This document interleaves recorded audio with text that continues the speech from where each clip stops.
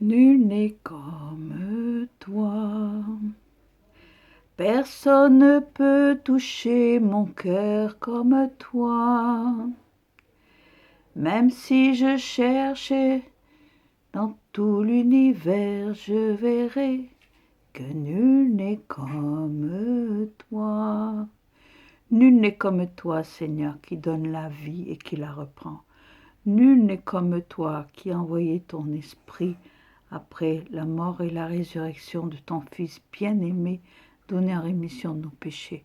C'est pourquoi aujourd'hui je veux t'honorer, Seigneur, je veux te rendre grâce, que toute la gloire te revienne, Seigneur, pour ces instants que nous allons passer ensemble, pour ton peuple, Seigneur, afin de leur donner ce que tu as mis sur mon cœur. Je veux que toute la gloire te revienne, Seigneur. Seigneur, je m'efface devant ta majesté, je m'efface devant la seigneurie de Christ, et je te demande de prendre toute la place, afin que cela ne vienne pas de moi, mais de toi, Seigneur. Que seul ton nom soit béni, élevé, adoré, glorifié, au nom tout-puissant de Jésus-Christ de Nazareth. Amen. Shalom, shalom, shalom, peuple de Dieu. Nous voici à nouveau réunis. Je suis devant vous aujourd'hui. Aujourd'hui, je vais vous parler de l'amour de Dieu. À quel point Dieu nous démontre combien il nous aime. Nous allons d'abord au commencement. Mais au commencement du commencement. Au commencement de tout commencement. Au commencement, il n'y avait rien. Pas la moindre poussière, pas le moindre atome. Mais avant ce commencement, il y avait. Et qu'est-ce qu'il y avait? Eh bien, le ciel et la terre n'existaient pas, mais d'autres cieux existaient déjà. Ce sont les cieux où vivent les anges, les archanges, les séraphins, ainsi que d'autres êtres merveilleux. Il y a un trône élevé où y est assis l'Éternel. Ce trône est d'une beauté époustouflante. Dans Psaume 11, verset 4, l'Éternel est dans son saint temple. L'Éternel a son trône dans le ciel. Ésaïe 66, verset 1, voici ce que dit l'Éternel. Le ciel est mon trône et la terre mon marchepied. Apocalypse 4, verset 2. Et voici, il y avait un trône dans le ciel, et sur ce trône, quelqu'un était assis. Verset 3. Celui qui était assis avait l'aspect d'une pierre de jaspe et de sardoine, et le trône était entouré d'un arc-en-ciel semblable à de l'émeraude. Nous constatons ici que bien avant ce que nous pouvons voir des cieux et de la terre, il existait déjà des cieux. Dans ces lieux, Dieu y régnait en maître. Il avait créé des êtres qui sont des anges, des archanges, des séraphins, des êtres vivants. Il a créé tout ce qui est bon et parfait. Mais voilà, il ne s'est pas arrêté là. Il a créé en plus Lucifer. Ésaïe 45, verset 7. Je forme la lumière et je crée les ténèbres. Je donne la paix et je crée le malheur. Lucifer. Ézéchiel 28, chapitre 28, verset 12, nous le représente bien. Tu représentais la perfection. Tu étais plein de sagesse. Tu étais d'une beauté parfaite. Verset 13. Tu étais en Éden, le jardin de Dieu. Tu étais couvert de toutes sortes de pierres précieuses, de sardoine, de topaze, de diamants, de chrysolite, d'onyx, de jaspe, de saphir, d'escarboucles, d'émeraude ainsi que d'or. Tes tambourins et tes flûtes étaient à ton service, préparés pour le jour où tu as été créé. Verset 14. Tu étais un chérubin protecteur, aux ailes déployées. Je t'avais installé, et tu y étais sur la sainte montagne de Dieu. Tu marchais au milieu des pierres étincelantes. Verset 15. Tu as été intègre dans ta conduite depuis le jour où tu as été créé, et ce, jusqu'à ce qu'on trouve de l'injustice en toi. Verset 16. À cause de la grandeur de ton commerce, Tu as été rempli de violence et tu as péché. Je te précipite de la montagne de Dieu et je te fais disparaître, chérubin protecteur, du milieu des pierres étincelantes. Verset 17. Ton cœur s'est enorgueilli à cause de ta beauté. Tu as corrompu ta sagesse à cause de ta splendeur. Je te jette à terre. Je fais sortir du milieu de toi un feu qui te dévore. Ce fils de l'horreur qui avait tout est tombé à cause de son orgueil. Il a voulu s'élever et s'approprier de ce qui était pour Dieu. Aussi Dieu l'a précipité de là. Et là où règne Satan, l'accusateur, Belzébul, prince des démons, Bélial, le chasseur, le destructeur, le diable qui ne vient que pour voler, détruire, le Dieu du siècle, le dragon, l'ennemi, l'homme fort et armé, le lion, le malin, le meurtrier, le père du mensonge, le prince des ténèbres, le prince des démons, le prince de la puissance de l'air, le prince de ce monde, le séducteur, le serpent, le tentateur, a entraîné avec lui le tiers des anges qui sont devenus des démons. Ce sont les anges déchus. Donc, si nous observons bien les choses, avant que la terre et le ciel que nous voyons n'existent, déjà existait un monde créé par Dieu. Mais voilà, Dieu décide de créer la terre et les cieux. Comme il a séparé le bien et le mal en créant l'enfer et le paradis, eh bien, il a créé la lumière et les ténèbres. Les ténèbres étaient à la surface de l'abîme, mais l'Esprit de Dieu planait au-dessus des eaux. Cet esprit qui est saint est l'esprit de sagesse, d'intelligence, de discernement. C'est un esprit d'amour, de compassion. C'est un esprit qui est la perfection. Rien de ce qui est bon, parfait, ne peut être fait sans cet esprit. En hébreu, le Saint-Esprit est la Roua HaKodesh, féminin mais non masculin.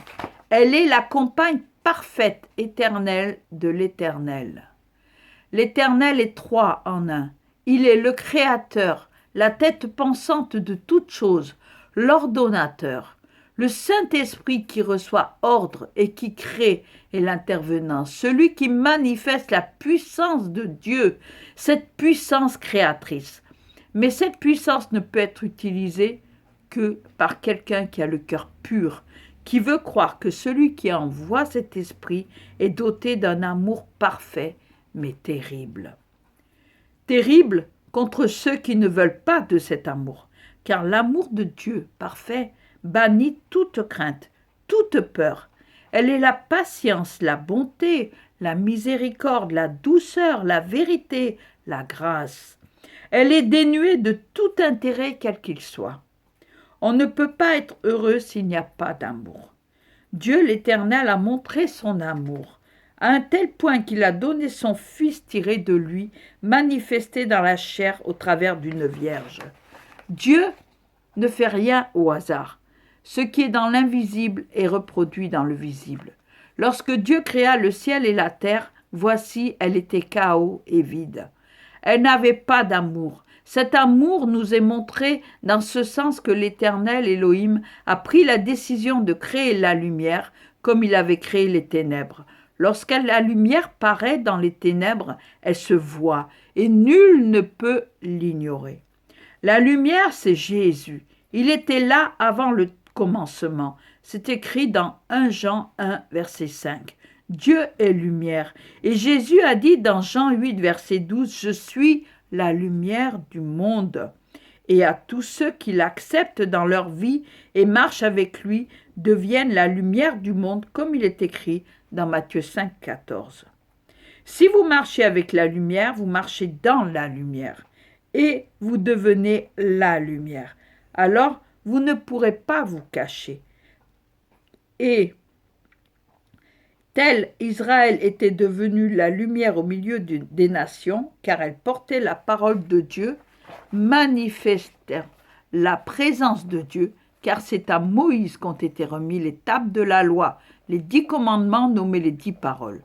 Pourquoi ont-elles été données, ces 10 paroles? Tout simplement parce que s'il n'y a pas de loi, de règles, de préceptes, alors c'est le désert, le chaos. Or Dieu est un Dieu d'ordre. Comme il a créé dans le ciel, dans les lieux célestes, l'ordre, la hiérarchie, ainsi l'a-t-il créé sur la terre. Il a donné des lois et des ordonnances afin que nous puissions être heureux et que nous ayons un équilibre. Tout dans l'univers a sa place, tout est ordonné. Si vous essayez de changer, ça devient désordre. Dans Jérémie 21, verset 8, ainsi parle l'Éternel. Voici, je mets devant vous le chemin de la vie et le chemin de la mort. Jérémie 31, verset 33. Voici l'alliance que je ferai avec la maison d'Israël. Je mettrai ma loi au-dedans d'eux, je l'écrirai dans leur cœur et je serai leur Dieu. Ézéchiel 36, versets 25 à 27. Je vous donnerai un cœur nouveau et je mettrai en vous un esprit nouveau. Je mettrai mon esprit en vous et je ferai que vous suiviez mes ordonnances et que vous observiez et pratiquiez mes lois. Job chapitre 27, verset 8. Quelle espérance reste-t-il à l'impie quand Dieu coupe le fil de sa vie, quand il lui retire son âme? Est-ce que Dieu écoute ses cris quand l'angoisse vient l'assaillir? Voici la part que Dieu réserve aux méchants, l'héritage que Dieu réserve à l'impie. On bat des mains à sa chute et on le siffle à son départ. Job 34, verset 10. Loin de Dieu l'injustice, il rend à chacun selon ses œuvres. Job 35, verset 14. Bien que tu dises que tu ne le vois pas, ta cause est devant lui, attends-le.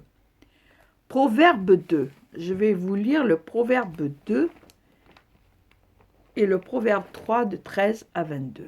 D'abord le Proverbe 2. Vous devez réaliser quel amour Dieu a pour nous. Nous avons chacun un corps, une âme et un esprit. Notre âme est éternelle, vous le savez, notre âme est éternelle. Notre âme, le temps que nous sommes vivants sur cette terre, eh bien, nous devons choisir notre destinée. Notre destinée, si c'est l'enfer ou le paradis. Alors, voici ce que Dieu dit, je lis la parole avec respect, dans Proverbes chapitre 2. Mon fils, si tu reçois mes paroles et si tu gardes avec toi mes préceptes, si tu tends ton oreille attentive à la sagesse, et si tu inclines ton cœur à l'intelligence, oui, si tu appelles la sagesse, si tu élèves ta voix vers l'intelligence, si tu la cherches comme l'argent, si tu la poursuis comme un trésor, alors tu comprendras la crainte de l'Éternel. Et tu trouveras la connaissance de Dieu, car l'Éternel donne la sagesse. De sa bouche sortent la connaissance et l'intelligence.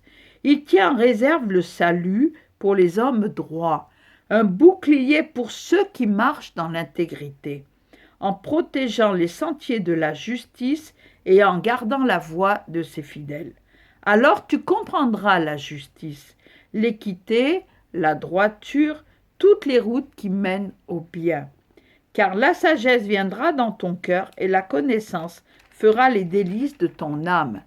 La réflexion veillera sur toi, l'intelligence te gardera pour te délivrer de la voie du mal, de l'homme qui tient des discours pervers, de ceux qui abandonnent les sentiers de la droiture afin de marcher dans des chemins ténébreux, qui trouvent de la jouissance à faire le mal, qui mettent leur plaisir dans la perversité, qui suivent des sentiers détournés et qui prennent des routes tortueuses.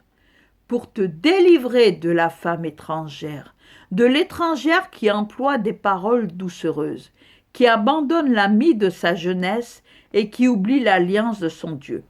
Car sa maison penche vers la mort, et sa route mène chez les morts. Aucun de ceux qui vont à elle ne revient et ne retrouve les sentiers de la vie. Tu marcheras ainsi dans la voie des gens de bien, tu garderas les sentiers des justes, car les hommes droits habiteront le pays, les hommes intègres y resteront.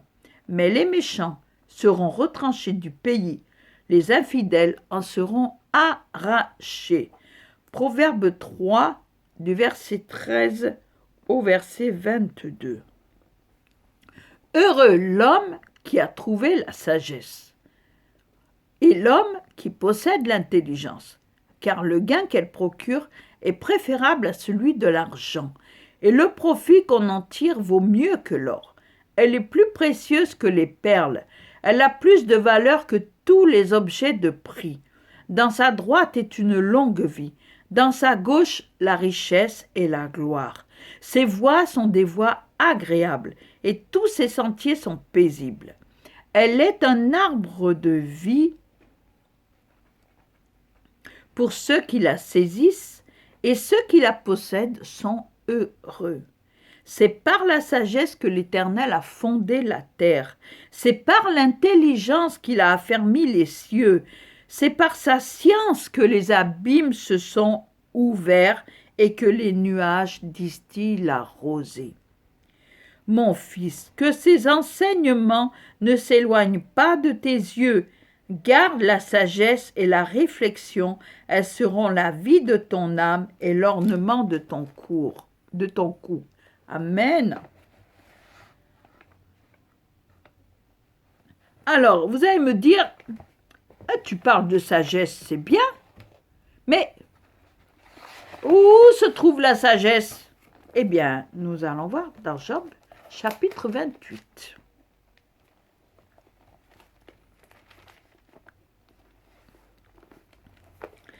Il y a, je lis la parole de Dieu avec respect, il y a pour l'argent une mine d'où on le fait sortir, et pour l'or, un lieu d'où l'on l'extrait pour l'affiner. Le fer se tire de la poussière, et la pierre se fond pour produire l'airain.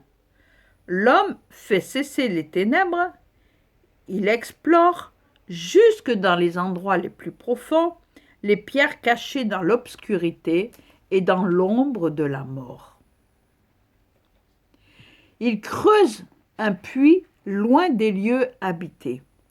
Ses pieds ne lui sont plus en aide et il est suspendu, balancé loin des humains. La terre, d'où sort le pain, est bouleversée dans ses entrailles comme par le feu. Ces pierres contiennent du saphir et l'on y trouve de la poudre d'or.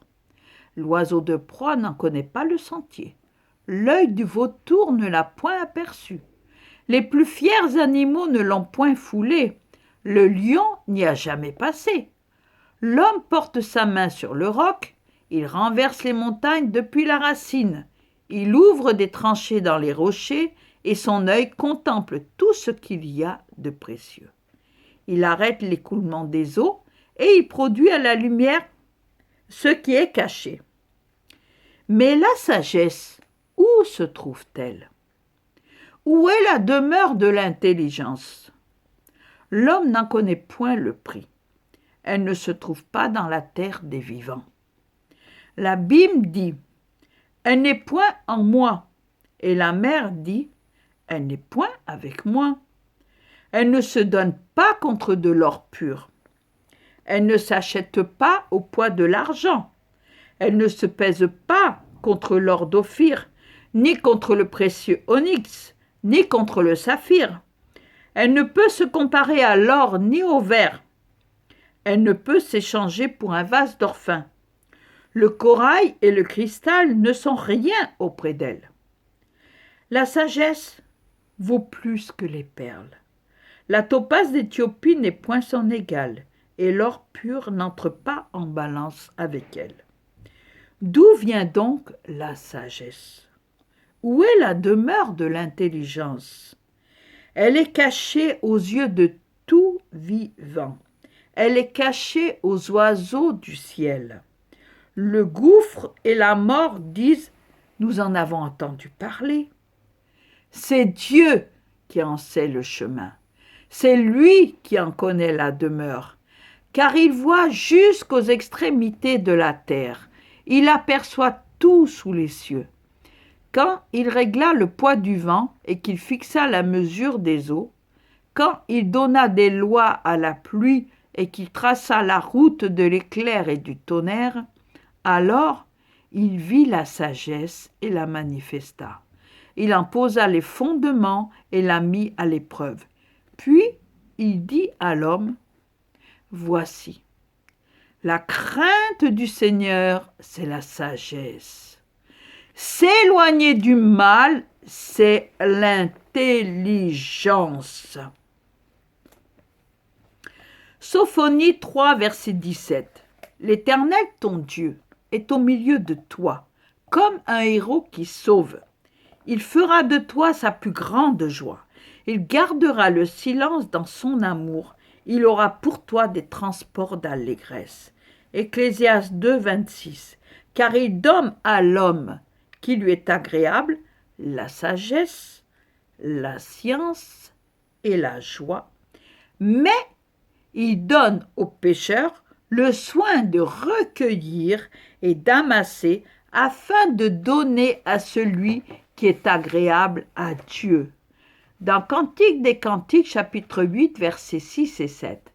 Mets-moi comme un sceau sur ton cœur, comme un sceau sur ton bras, car l'amour est fort comme la mort. La jalousie est inflexible comme le séjour des morts.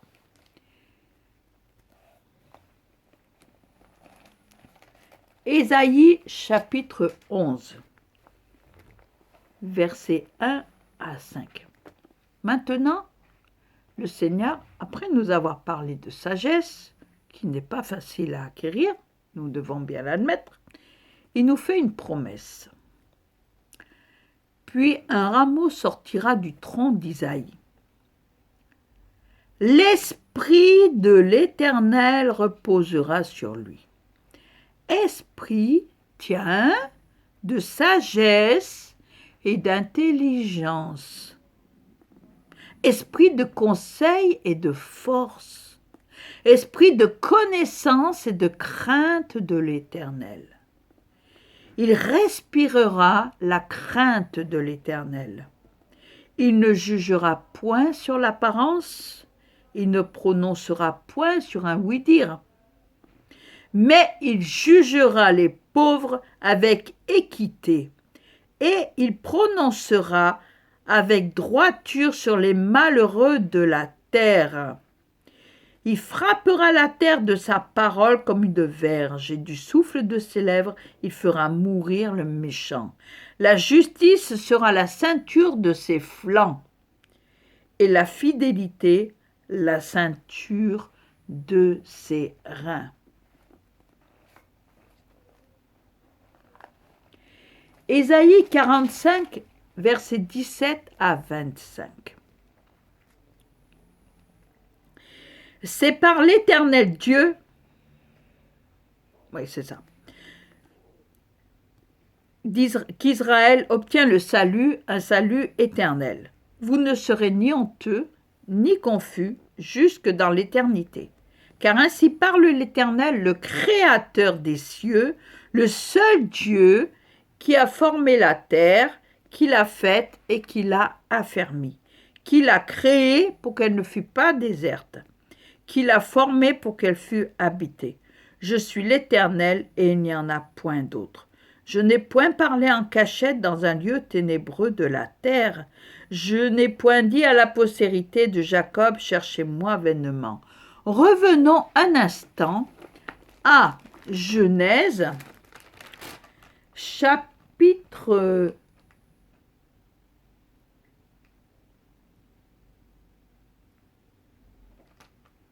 2, non, chapitre 1, voilà. Chapitre 1. Quand Dieu a tout créé sur la terre, il a créé ensuite l'homme et la femme. D'accord? Bien. Alors, Dieu dit, faisons l'homme à notre image, selon notre ressemblance, et qui domine sur les poissons de la mer, sur les oiseaux du ciel, sur le bétail, sur toute la terre et sur tous les reptiles qui me rampent sur la terre. Dieu créa l'homme à son image, il le créa à l'image de Dieu, il créa l'homme et la femme. Dieu les bénit et Dieu leur dit, soyez féconds, multipliez, remplissez la terre et l'assujettissez, dominez sur les poissons de la mer, sur les oiseaux du ciel et sur tout animal qui se meut sur la terre. Et Dieu dit, voici, je vous donne toute herbe portant de la semence et qui est à la surface de toute la terre, et tout arbre ayant en lui du fruit d'arbre et portant de la semence. Ce sera votre nourriture. Et à tout animal de la terre, à tout oiseau du ciel, à tout ce qui se meut sur la terre, ayant en soi un souffle de vie, je donne toute l'herbe verte pour nourriture. Amen. Il dit au chapitre 3, déjà chapitre 2, verset 25 et chapitre 3. L'homme et sa femme étaient tous deux nus, ils n'en avaient point honte. Chapitre 3. Le serpent était le plus rusé de tous les animaux des champs que l'Éternel Dieu avait fait. Il dit à la femme, vous avez compris que le serpent, c'est Satan, qui avait été jeté sur la terre. Dieu a-t-il réellement dit, vous ne mangerez pas de tous les arbres du jardin? Ah oui, parce que Dieu a dit, vous mangerez de tous les arbres, sauf de l'arbre de la connaissance.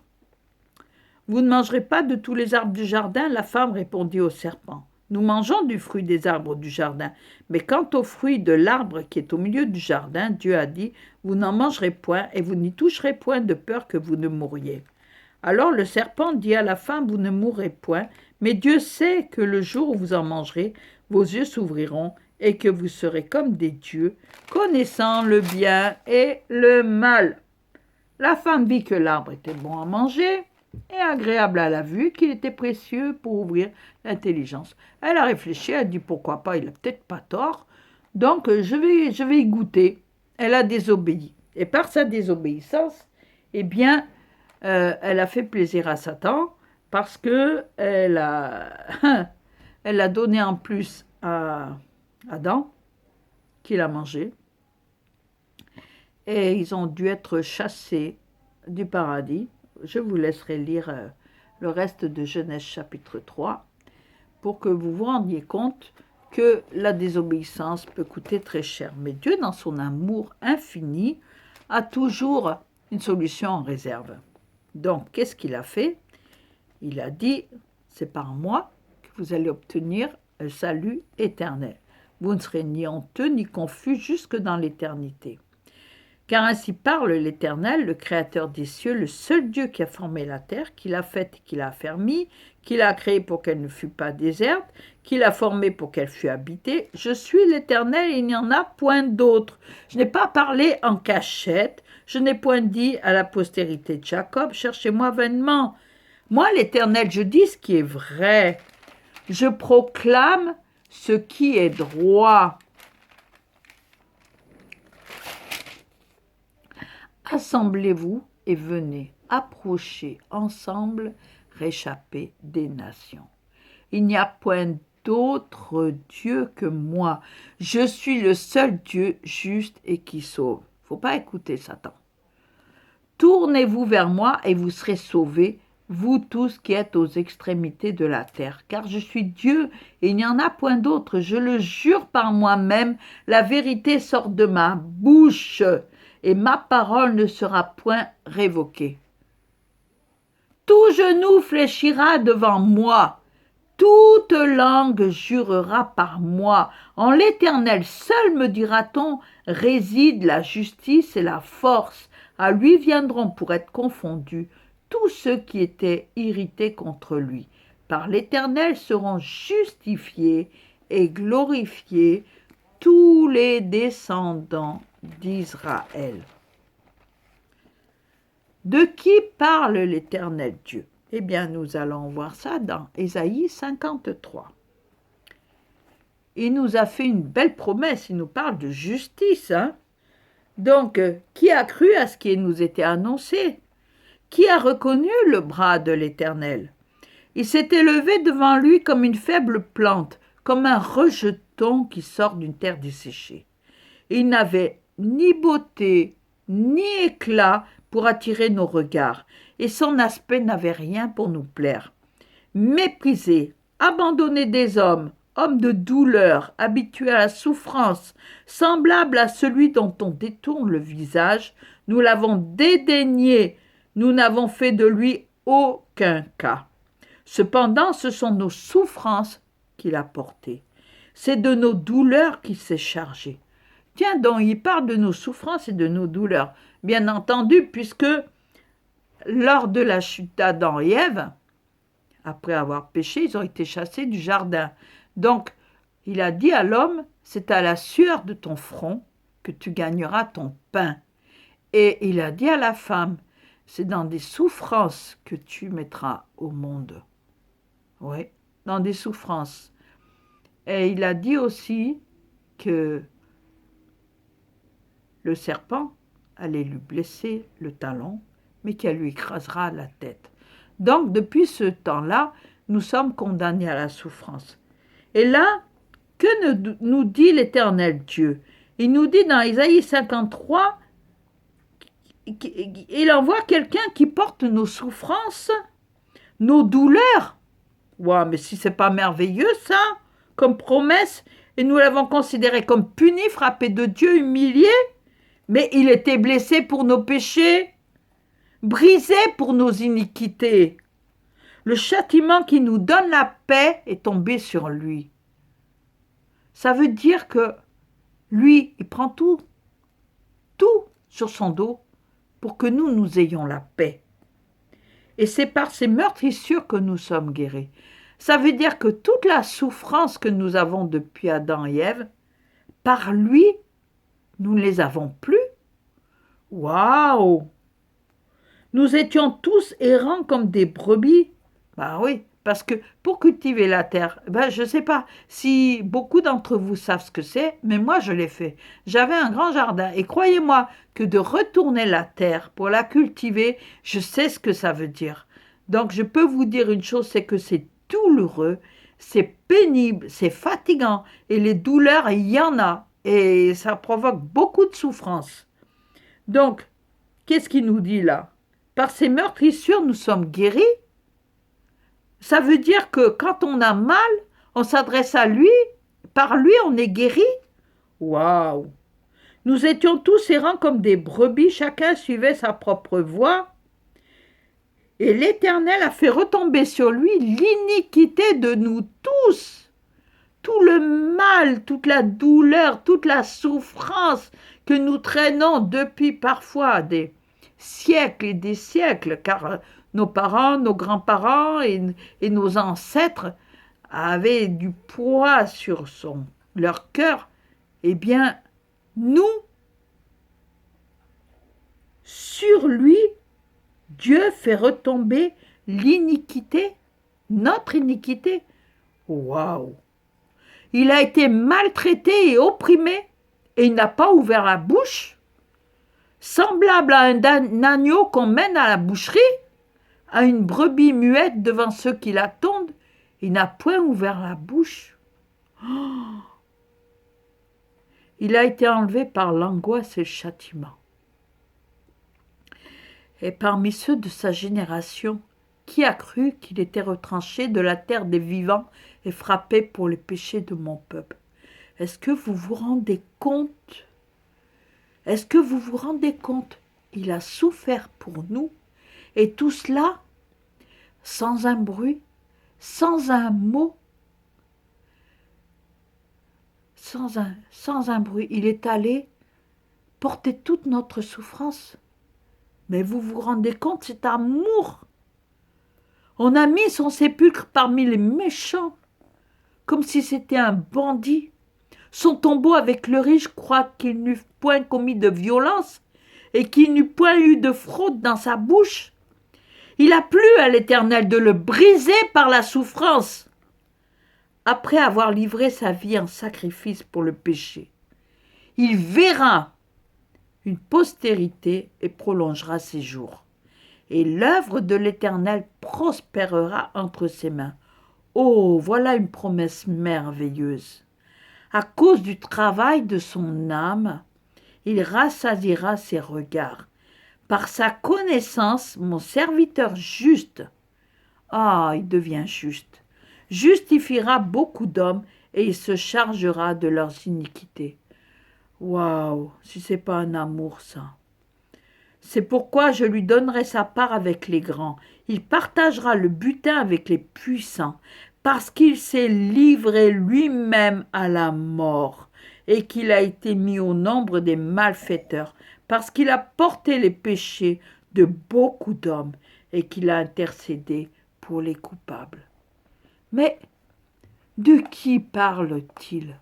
De qui l'Écriture, la parole de Dieu, la Bible nous parle? De qui nous parle-t-il? Eh bien, nous allons voir dans Jean, au chapitre 1, du verset 1 au verset 18.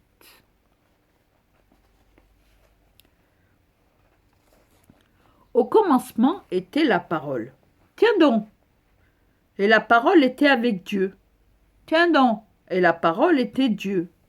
Ouh, ça me rappelle ce que je vous ai dit tout à l'heure. Au commencement, Dieu dit, et la chose fut accomplie. Elle était au commencement avec Dieu. Toutes choses ont été faites par elle, par la parole. Et rien de ce qui a été fait n'a été fait sans elle. En elle était la vie, et la vie était la lumière des hommes, comme je l'ai dit tout à l'heure. La lumière luit dans les ténèbres, et les ténèbres ne l'ont point reçue. Il y eut un homme envoyé de Dieu. Son nom était Jean. Il vint pour servir de témoin, pour rendre témoignage à la lumière, afin que tous croient par lui. Il n'était pas la lumière, mais il parut pour rendre témoignage à la lumière. Cette lumière était la véritable lumière, qui, en venant dans le monde, éclaire tout homme.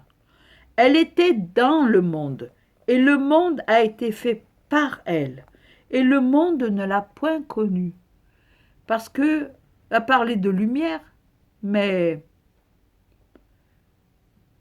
personne connaît la lumière. Personne connaissait ce que c'était que la lumière. On voit la lumière, on voit l'effet que produit la lumière, mais personne ne l'a connue. Alors elle est venue chez les siens, mais les siens ne l'ont point reçue. Mais à tous ceux qui l'ont reçue, à ceux qui croient en son nom, elle a donné le pouvoir de devenir enfants de Dieu, lesquels sont nés non du sang, ni de la volonté de la chair, ni de la volonté de l'homme, mais de Dieu. Et la parole a été faite chair. Tiens, et elle a habité parmi nous, pleine de grâce et de vérité. Et nous avons contemplé sa gloire, une gloire comme la gloire du Fils unique, venu du Père.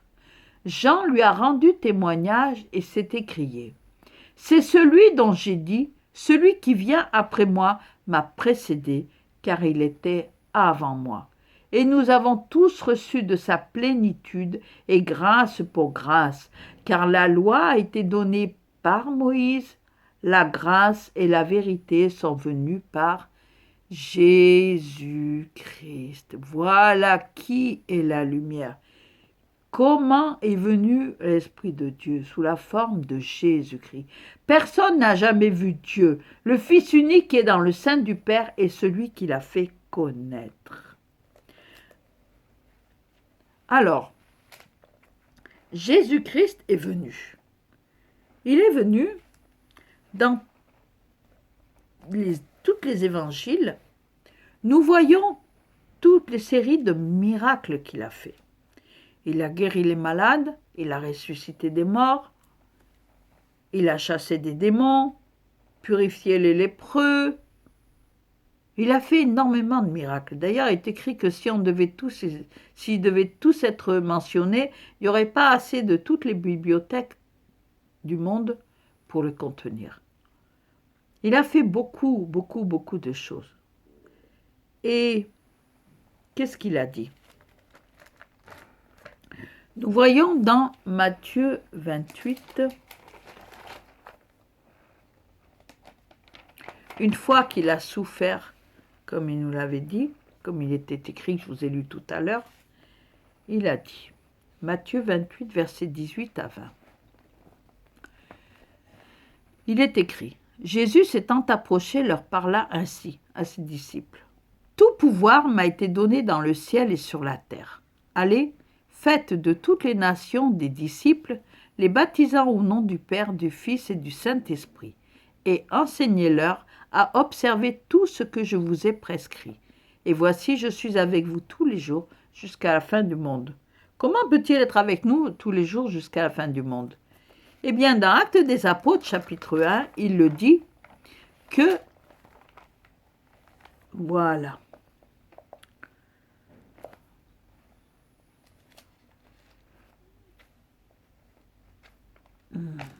oui, attends, je commence à... Hein. Il a dit, restez tous, que je puisse vous donner ce que le Père a promis, c'est-à-dire le Saint-Esprit. Donc le jour de la Pentecôte, dans Actes chapitre 2, ils étaient tous ensemble dans le même lieu. Tout à coup, il vint du ciel un bruit comme celui d'un vent impétueux, et il remplit toute la maison où ils étaient assis. Des langues semblables à des langues de feu leur apparurent, séparées les unes des autres, et se posèrent sur chacun d'eux. Et ils furent tous remplis du Saint-Esprit, et se mirent à parler en d'autres langues, selon ce que l'Esprit leur donnait de s'exprimer. Quand Jésus est mort et ressuscité, Dieu avait promis, nous le lisons, nous voyons ça dans tous les prophètes, et il avait promis qu'il allait envoyer son esprit. Je vous l'ai lu tout à l'heure. Et son esprit il était manifesté par Jésus-Christ, mais il devait préparer le chemin pour le Saint-Esprit. Donc le Saint-Esprit est venu une fois que notre Seigneur Jésus est parti. Dans Marc chapitre 16 du verset 15 à 18, il dit, puis il leur dit, Jésus-Christ de Nazareth, allez par tout le monde et prêchez la bonne nouvelle à toute la création. Celui qui croira et qui sera baptisé sera sauvé, mais celui qui ne croira pas sera condamné. Voici les miracles qui accompagneront ceux qui auront cru. En mon nom, ils chasseront les démons, ils parleront de nouvelles langues, ils saisiront des serpents. S'ils boivent quelque breuvage mortel, il ne leur fera point de mal. Ils imposeront les mains aux malades et les malades seront guéris. Dans Luc, chapitre 24, verset 47.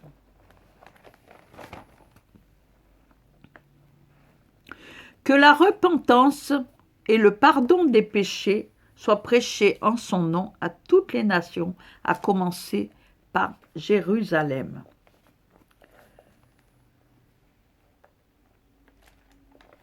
Dans Jean, chapitre 20, verset 21. Jésus leur dit de nouveau, « La paix soit avec vous. Comme le Père m'a envoyé, moi aussi, je vous envoie. » Après ces paroles, il souffla sur eux et leur dit, « Recevez le Saint-Esprit. Ceux à qui vous pardonnerez les péchés, ils leur seront pardonnés, et ceux à qui vous les retiendrez, ils leur seront retenus. » C'est Jean chapitre 20, du verset 21 au verset 23. Apocalypse, chapitre 2. Voici les promesses de Dieu concernant ceux qui auront cru et qui auront agi avec l'aide du Saint-Esprit. Voici ce qu'il leur a promis. Apocalypse 2, verset 7. Que celui qui a des oreilles entende ce que l'Esprit dit aux églises. À celui qui vaincra, je donnerai à manger de l'arbre de vie qui est dans le paradis de Dieu. Au verset 11, il dit « Celui qui vaincra n'aura pas à souffrir la seconde mort. Au verset 17, à celui qui vaincra, je donnerai de la manne cachée et je lui donnerai un caillou blanc. Et sur ce caillou est écrit un nom nouveau que personne ne connaît si c'est celui qui le reçoit. Au verset 26, il est écrit « À celui qui vaincra et qui gardera jusqu'à la fin mes œuvres, je donnerai autorité sur les nations. Et il les pètera avec une verge de fer, comme on brise les vases d'argile, ainsi que moi-même j'en ai reçu le pouvoir de mon Père, et je lui donnerai l'étoile du matin. Que celui qui a des oreilles entende ce que l'Esprit dit aux églises. » Au chapitre 3, verset 5, il nous dit « Celui qui vaincra sera revêtu ainsi de vêtements blancs. Je n'effacerai point son nom du livre de vie, et je confesserai son nom devant mon Père et devant ses anges. » Versets 9 à 13. Voici, je te donne de ceux de la synagogue de Satan qui se disent juifs et qui ne le sont pas, mais qui mentent. Voici, je les ferai venir, se prosterner à tes pieds et connaître que je t'ai aimé. Parce que tu as gardé la parole de la persévérance en moi, je te garderai aussi à l'heure de la tentation qui va venir sur le monde entier pour éprouver les habitants de la terre. Je viens bientôt. Retiens ce que tu as afin que personne ne prenne ta couronne. Celui qui vaincra, je ferai de lui une colonne dans le temple de mon Dieu, et il n'en sortira plus. J'écrirai sur lui le nom de mon Dieu et le nom de la ville de mon Dieu, de la nouvelle Jérusalem, qui descend du ciel d'auprès de mon Dieu, et mon nom nouveau. Que celui qui a des oreilles entende ce que l'Esprit dit aux églises. Et de 19 à 22, moi, je reprends et je châtie tout ce que j'aime. Aie donc du zèle et repens-toi. Voici, je me tiens à la porte, je frappe. Si quelqu'un entend ma voix et ouvre la porte, j'entrerai chez lui. Je souperai avec lui et lui avec moi. Celui qui vaincra, je le ferai asseoir avec moi sur mon trône, comme moi j'ai vaincu et me suis assis avec mon Père sur son trône. Que celui qui a des oreilles entende ce que l'Esprit dit aux églises.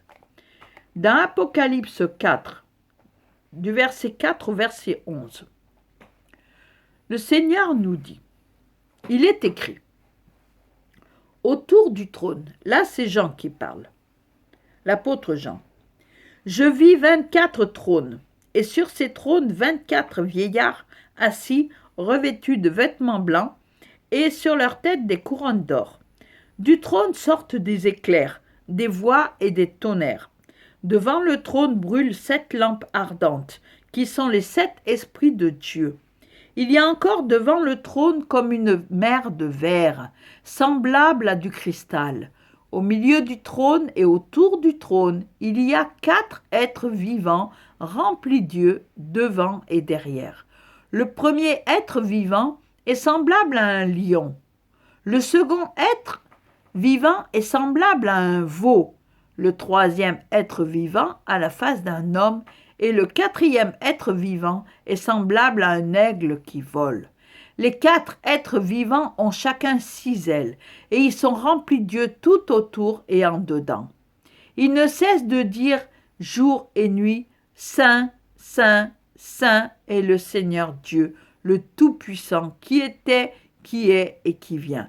Quand les êtres vivants rendent gloire et honneur et action de grâce à celui qui est assis sur le trône, à celui qui vit au siècle des siècles, les 24 vieillards se prosternent devant celui qui est assis sur le trône, et ils adorent celui qui vit au siècle des siècles. Et ils jettent leur couronne devant le trône en disant « Tu es digne, notre Seigneur et notre Dieu, de recevoir l'honneur et la puissance, car tu as créé toutes choses, et c'est par ta volonté qu'elles existent et qu'elles ont été créées. » Apocalypse chapitre 21, du verset 2 au verset 8. Je vis descendre du ciel, d'auprès de Dieu, la ville sainte, la nouvelle Jérusalem, préparée comme une épouse qui s'est parée pour son époux. Et j'entendis du trône une forte voix qui disait « Voici le tabernacle de Dieu avec les hommes. Il habitera avec eux, et ils seront son peuple, et Dieu lui-même sera avec eux. Il essuiera toute larme de leurs yeux, et la mort ne sera plus.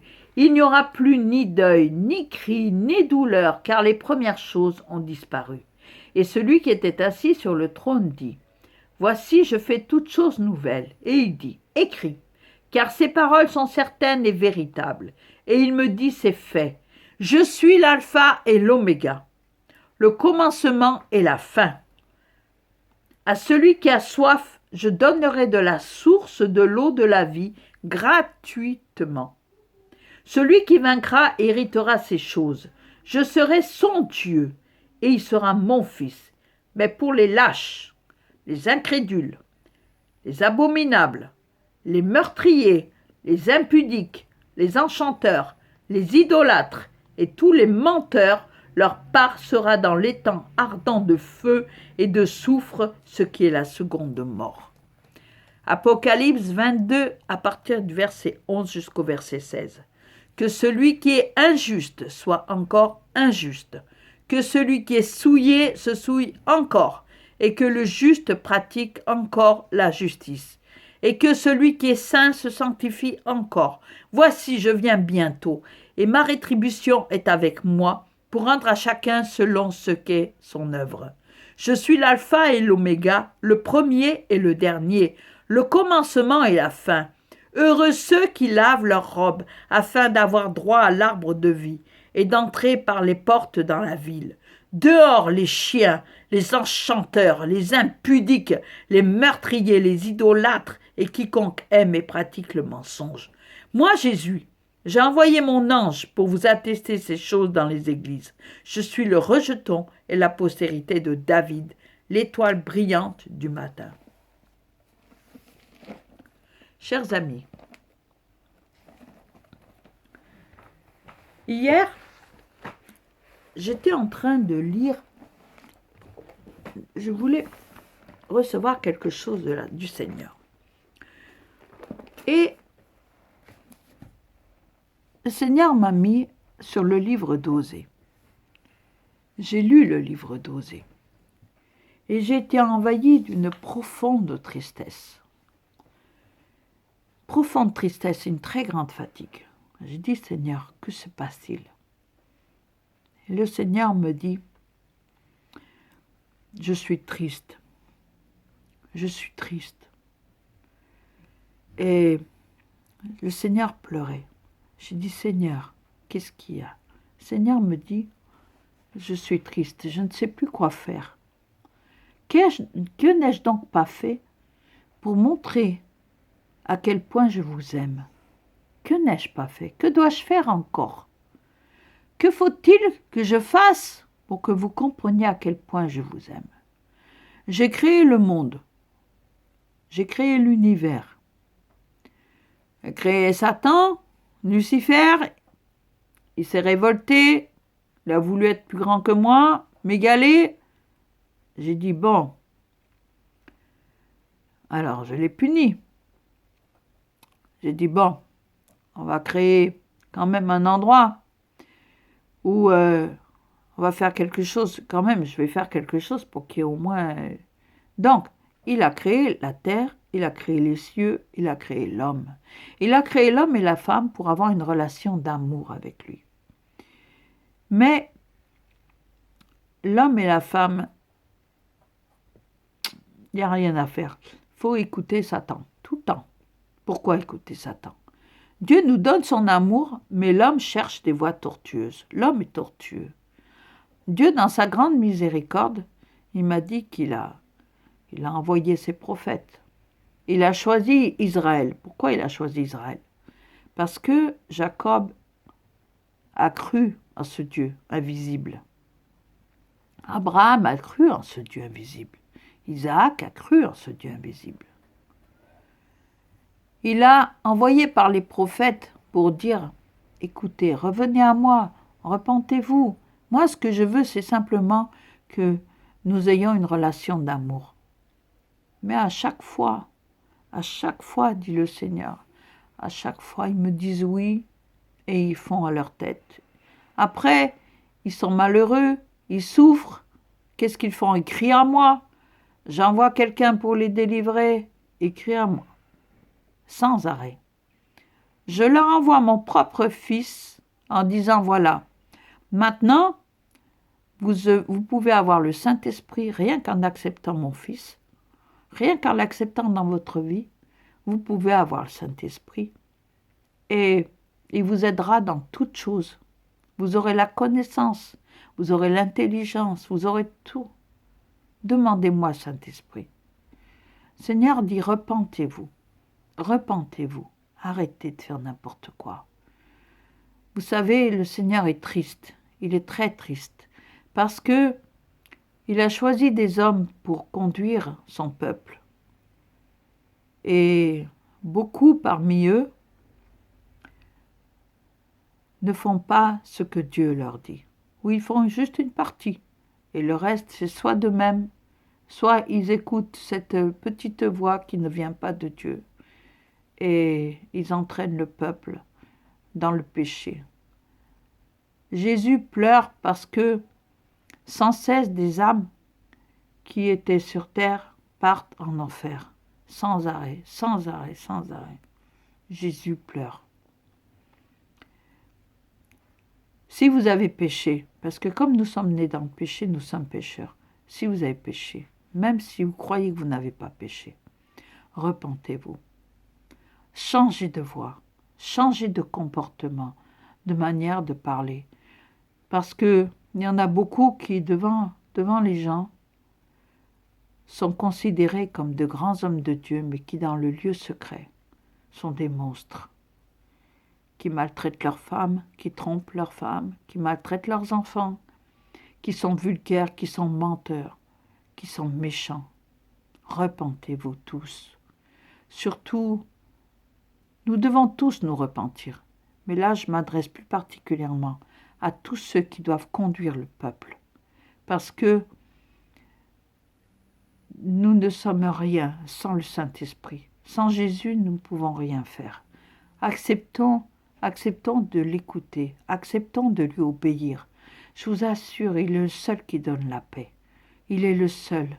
Lorsque nous recevons le Seigneur Jésus dans notre cœur sincèrement, eh bien, c'est lui, il nous donne la paix, la joie, il nous conduit.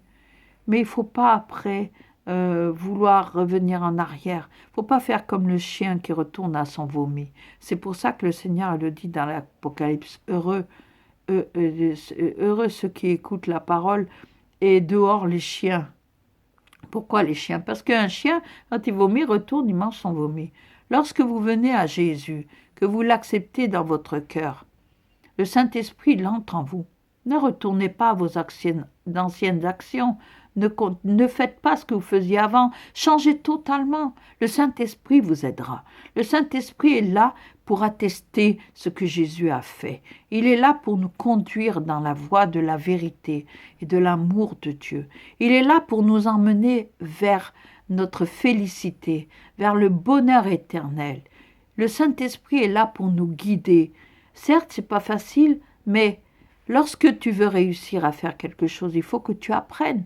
Donc avec le Saint-Esprit, c'est pareil. Lorsque celui qui fait le marathon et il gagne le marathon de 100 mètres, il n'a pas commencé aujourd'hui pour faire en 8 secondes. Il n'a pas commencé aujourd'hui. Ça fait des années qu'il s'entraîne. Nous, c'est pareil. Nous devons marcher dans la sanctification, jour après jour nous repentir, lire la parole de Dieu, méditer la parole, avoir une relation d'amour entre Dieu et nous. C'est ce que le Seigneur nous demande, et de manifester son amour tout autour de nous. Vous savez, marcher avec Jésus n'est pas facile parce qu'on est sans cesse attaqué, parce que le diable ne vous laissera pas faire. Mais si vous faites confiance à Jésus, même si vous tombez, eh bien, vous êtes relevé. Dieu nous relève. Le Saint-Esprit est là. Je vous aime. Soyez tous bénis au nom tout-puissant de Jésus-Christ de Nazareth. Je vous aime, je vous aime, je vous aime. Amen.